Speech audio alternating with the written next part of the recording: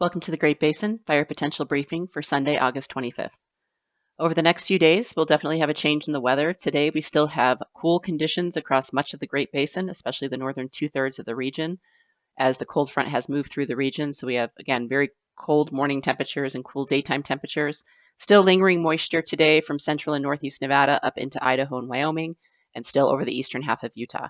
The only dry and breezy conditions that mirror up really are in southwest Utah and parts of the Arizona Strip. We will see wind gusts above 40 miles per hour in these areas with relative humidity in the low teens. Otherwise, winds will be breezy further east in Utah, but relative humidity higher with those showers and colder temperatures. Otherwise, on Monday, we do have the moisture mainly moving east of the area, so we will see temperatures gradually warm Monday and Tuesday with any remaining thunderstorms in the far east. And then on Tuesday, we do have another area of low pressure moving by to the north of the Great Basin, which will kick up the winds yet again up in central Idaho for another day of breezy and dry conditions. Over the last 24 hours, we have seen precipitation mainly this morning and during the overnight hours over the eastern portions of Utah and in parts of central Nevada. Yesterday is where we saw this lightning on the west side of the state.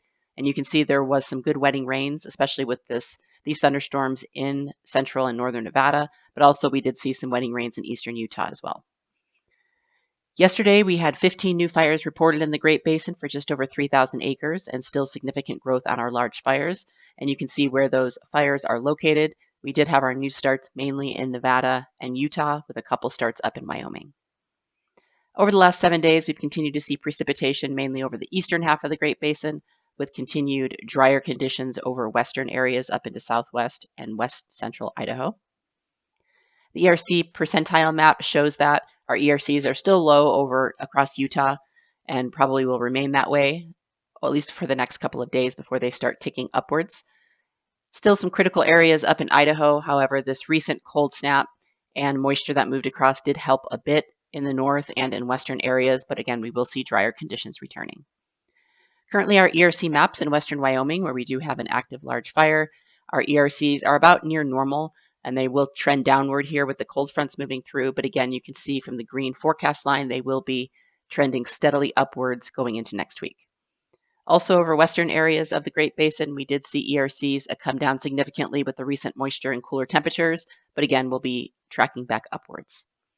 The satellite image from this morning shows the trough of low pressure dominating the west. This will be moving eastward as we see a ridge move back in, but again, we will have another system moving across the north towards Tuesday. So for our weather pattern for today, we will see that drier air gradually moving in from the west, pushing that moisture to the eastern half of the Great Basin, but we'll still see those thunderstorms in northeast Nevada and up into Idaho today. Just one high risk where the gusty winds and the drier conditions match up in southwest Utah today.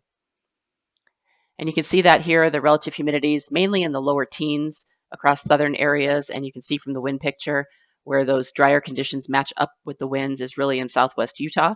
But we will see stronger winds over much of Utah today. Again, those gusts above 35 or 40 miles per hour, could even see some peak gusts above 50 miles per hour. But we have had recent moisture, fire danger not as critical, and relative humidity today will still be elevated. Otherwise, relative humidity remains higher over the northern half of the Great Basin. Temperatures today remain cool, not quite as cool as yesterday in some areas. Highs generally reaching the mid-70s in the valleys, or low to mid-70s, some areas in the 60s, and then the low to mid-90s in the far south. Thunderstorms today you can see still over northeast Nevada, central Idaho, and into Wyoming, and then some wetter storms still in eastern Utah. As we move into Monday, drier air pushes across the Great Basin, limiting that moisture to the far east, so significant fire potential generally remains low to moderate. Across most areas, no high risk. Winds will definitely drop off in all areas on Monday. But you can see that next system moving into the Pacific Northwest coast and the southern Alaska coast, that will track eastward. So for Monday, drier conditions in all areas, and again, lighter winds. Still some breezy winds in parts of western Wyoming, but relative humidity definitely remaining above 30%, but still some gusts to deal with on our existing incidents.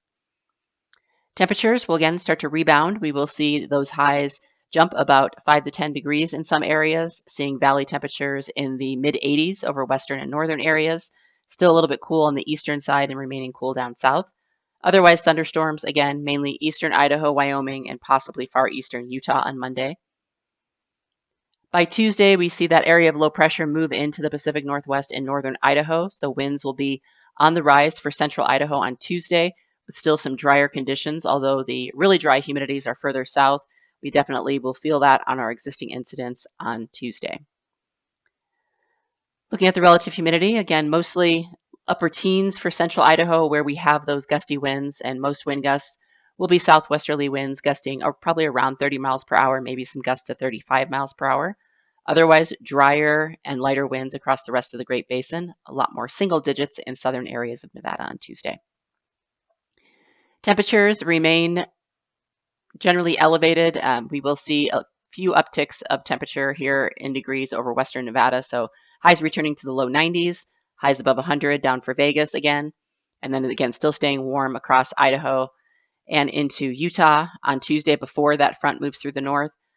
Really not expecting much of any thunderstorm activity on Tuesday, just the winds.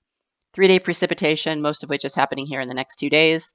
Just some spotty precipitation here in Nevada and Idaho with better chances of wetting rains in parts of Wyoming and eastern Utah. As we move into Wednesday, that cold front up in the north pushes east. You can see the low pressure in southern Canada and Montana. So we will see much drier air moving into Idaho. Still some breezy winds to deal with over southern Idaho and Wyoming. We don't have any high risk yet, but that will be something we'll be watching for parts of those areas because we do have large fires and we have had recent thunderstorms. Otherwise, drier air moving into the rest of the Great Basin, and you can see our significant fire potential returns to almost moderate in most areas. On Thursday, the ridge continues to build, so gradually warming temperatures after the cold front moves through Idaho on Tuesday, Wednesday. We will see a more consistent upward trend in temperatures going into later in the week and the weekend.